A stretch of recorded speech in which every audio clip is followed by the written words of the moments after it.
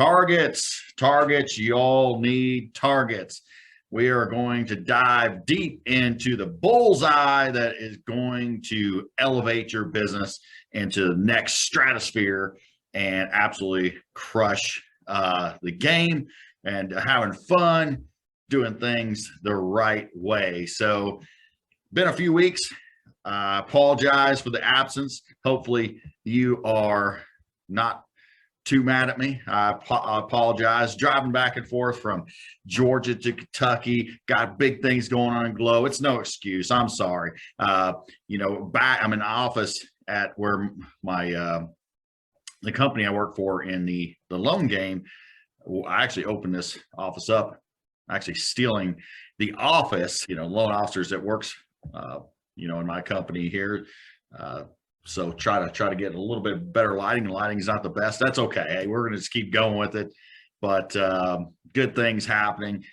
Didn't have the Wi-Fi password last week. I was scrambled. Like, oh man. So just one thing after another. But I apologize for not recording a couple weeks. So hopefully you still love us. You still are here and you're taking action on all the goodness we had before. And you're going back through all the other audios and all that we have already in the library for you all. So I know there was a lot of things were trending in our podcast, and people are going back through and episodes it look like. So good for you if you're continuing to say, hey, let's listen to that one more time. Let's take action. Hey, I need to ingrain that into my unconscious mind where I'm just doing things automatically.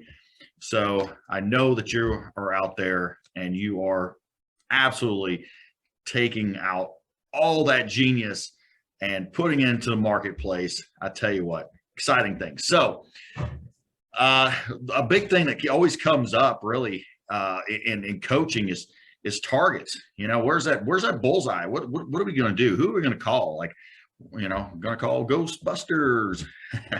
My kids watched that for the first time.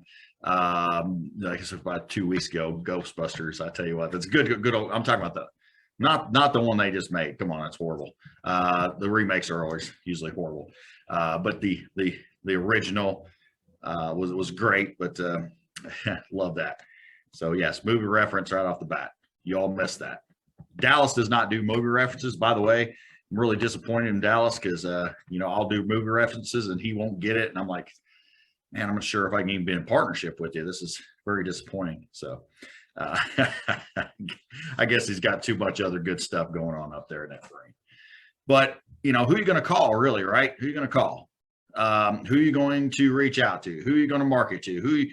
All these things that you can do. Who are you going to text? Who are you going to DM? Who are you going to make just partnerships with? And so Dallas and I were talking to one of our newer clients, and I tell you what, I love this guy. We a lot of times in our program are always like, hey, let's do events. Let's put on these done for yous that we have, and be able to scale your business and go and try to help. Go with a value of helping real estate agents, business professionals grow their business, things that are going to really help them in their everyday business.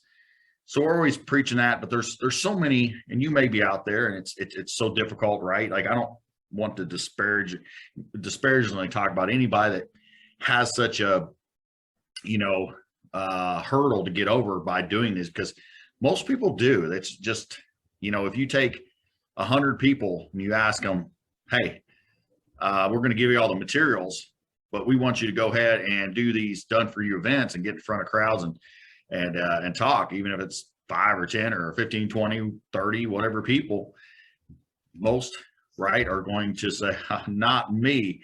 They'd rather jump out of a plane, a perfectly good airplane, than get in front of a crowd. So I know it's difficult, but I would encourage you to hopefully get over that and get through that hurdle, because it's going to be a lot of self-development, a lot of growth for you if you do. But if you are out there and you're like this gentleman, he's good with it. He gets in front of crowds, and he's been doing events for a few years. And when we talked to him, it was great. Like he had probably about 1,000 people in his events over the last couple of years. 1,000, mostly real estate agents. And then when we're talking to him, it's like, how many deals a month do you do? And this gentleman, he's doing somewhere around 5, I believe it is, a month. And you're like, wow, right? Like, where's all that going? Right. So there's a lot of things here.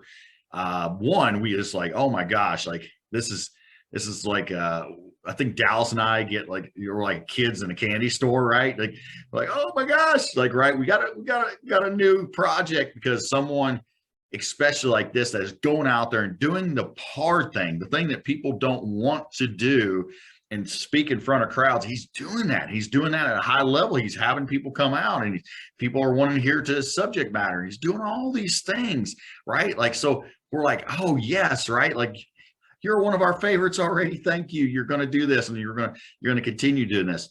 Now, all we have to do is like, there's some things not going well in this, right? There's some things not going well with converting these to, appointments, not converting them to all the way into closed deals, right? It's not converting. Now, some may say, well, see, that's what I thought, Adam. I don't want to get in front of crowds. I don't want to do this because, hey, I can get up there and do all that. And then these real estate agents, they just take, and they're going to take all the information and they're going to use their other lender and all these things. Well, let's knock that off there, knock it off. That's not true. But there's great real estate agents out there. There's certainly real estate agents that are just users, abusers, and not people you want to do business with, but you can't concentrate on that. There's a lot of things. But it boils down to the correct conversations and the follow through, right? So those are the two main points that it really goes. And so when I was talking to him, and Dallas and I were talking to him, really specifically, I asked is like, okay, so where's that list? You could hear all this like jucking and jiving, like, oh my gosh, I stuttered. He has it, but he knew right off the bat. It's like, oh man, this is a question that I wasn't prepared for. It's like hitting me right in the heart because, there's a couple things there. And one, the second one with the conversations that are happening far different than these other loan officers. When he's having these conversations, value, he's showing up to help. People are feeling that. But then even when he did the appointments, guess what happened? He was reverting a lot back to a pitch, right?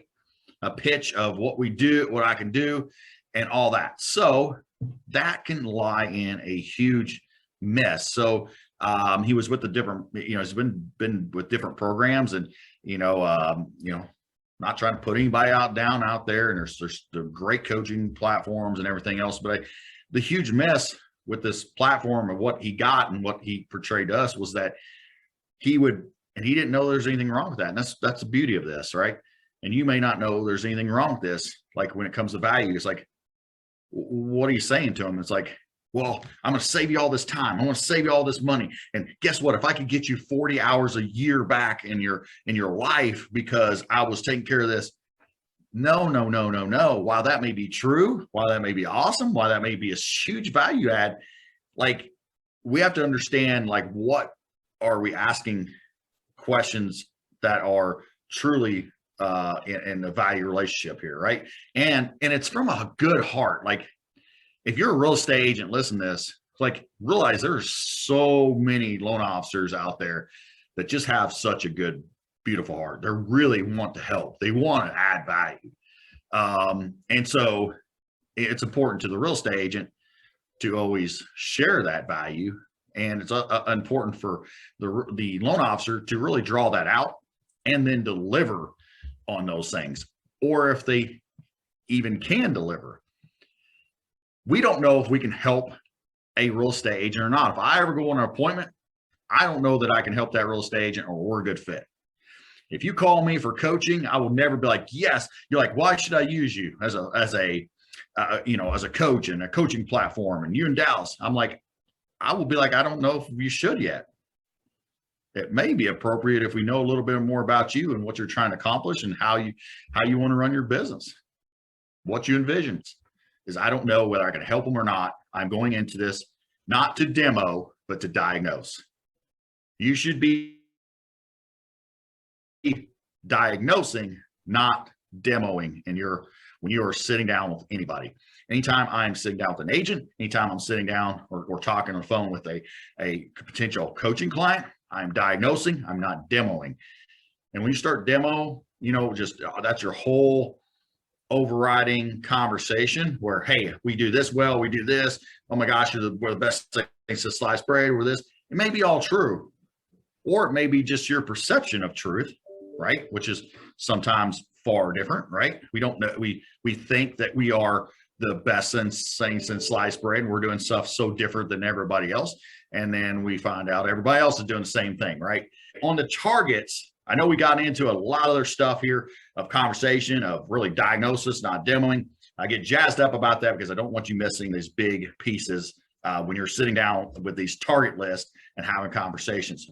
But let's go to the target list. Okay, so you get the whole list of everybody that's came to your events, that's liked your events, that are qualified agents of making sure they do enough deals. Like you've made sure that they're active, they're doing enough deals to work with, 8 to 10 buyer sides every 12 months. And, so they can refer you business. They're someone that is cool, someone that appreciates you, et cetera. Let's get that list. So you should have that whole list compiled. So he should have that whole list compiled. And now depending on it, if the list is, he said 1,000 people, but say like there's a lot of people that came twice and everything else.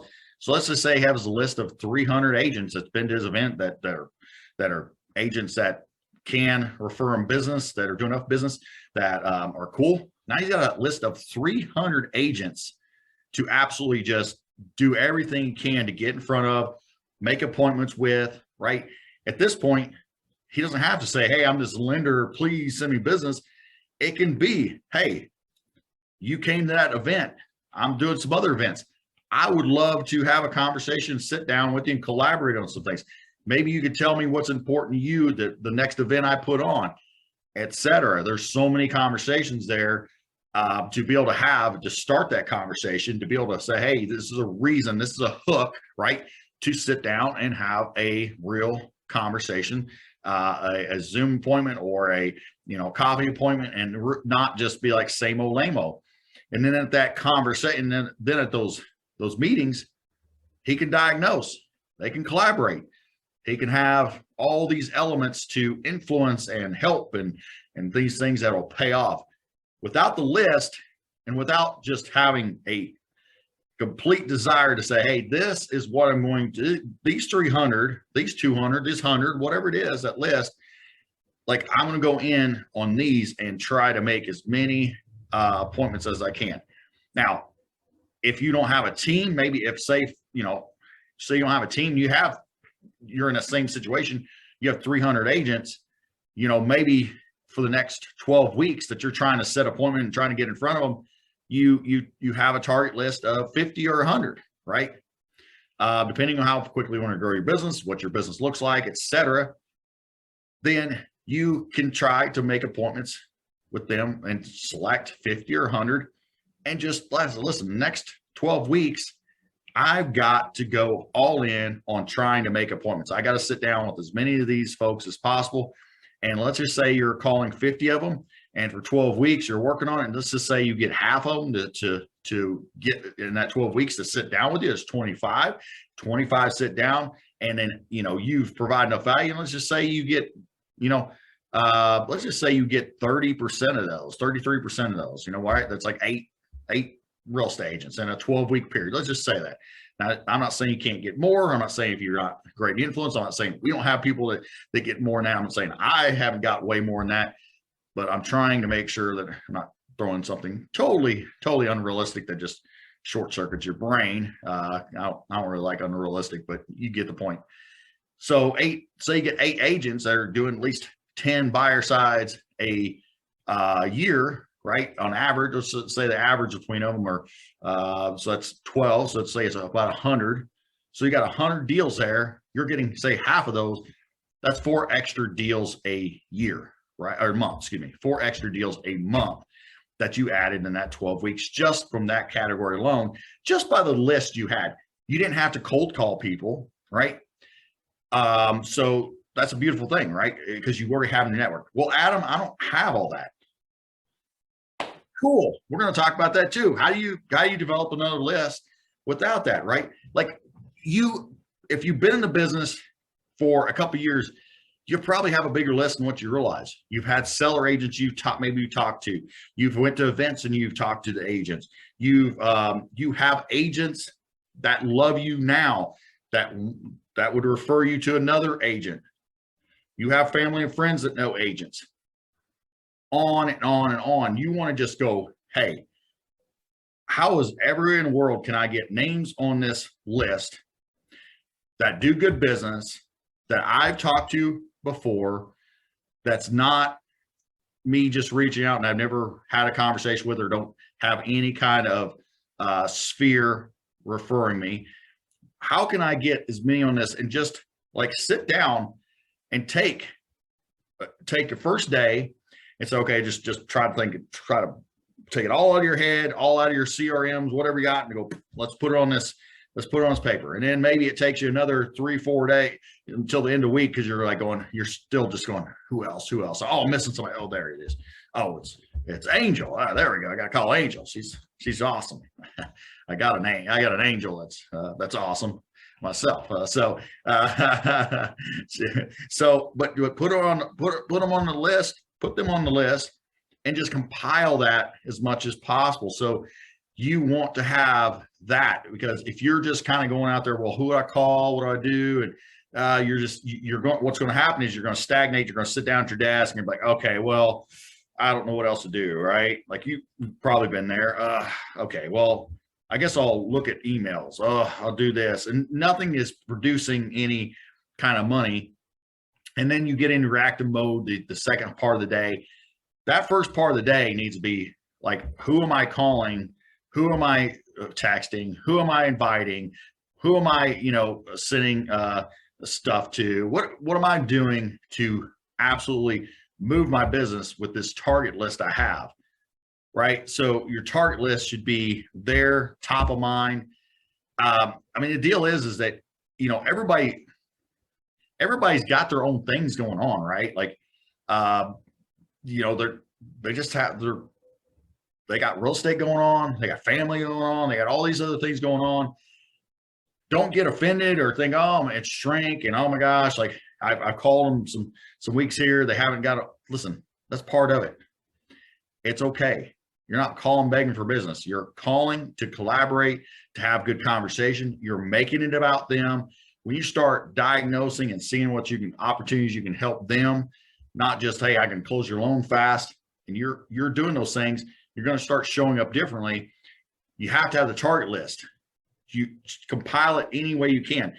So, I have really 5 different places that I call, where I'm getting that referral from. It's really just, and it's just, you should have metrics of how many you're going to get in the next 12 weeks, which is realtors, it's clients, it's family and friends, it's business pros, and consumer direct. So, you should have target lists on all those.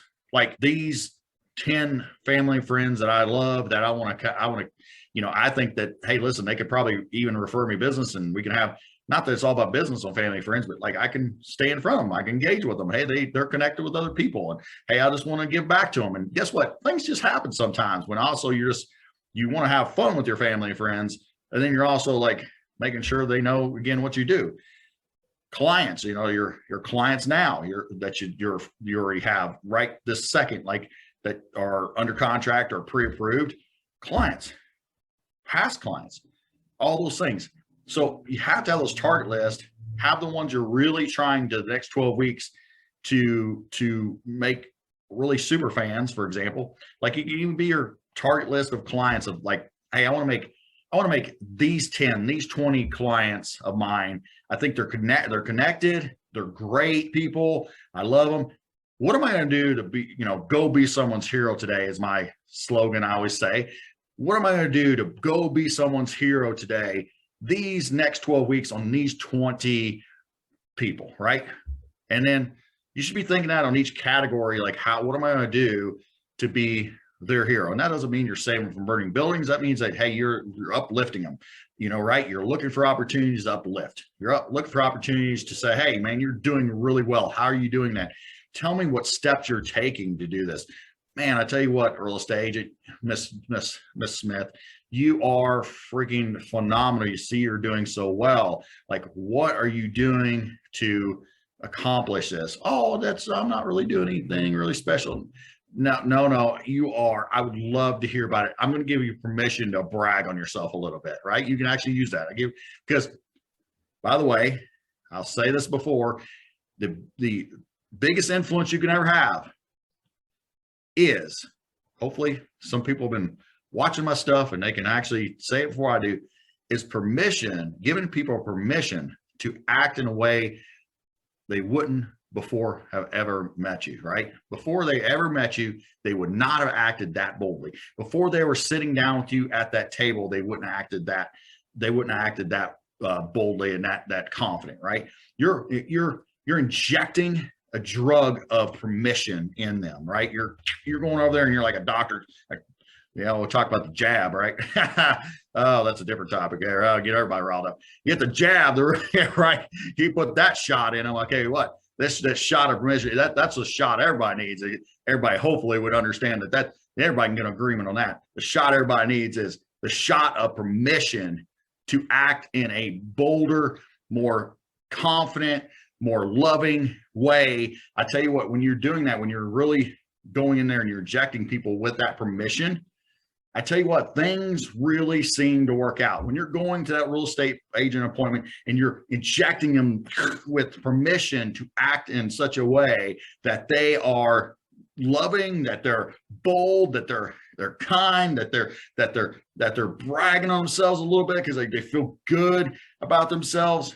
Listen, that is giving them permission to act in a way they wouldn't have before meeting you. And I tell you what, when people say it's how you make them feel, there is no better feeling than when people feel that permission around you to act differently in a very positive way. That goes without saying, hopefully, in a positive way. You're giving them permission to act in such a different way.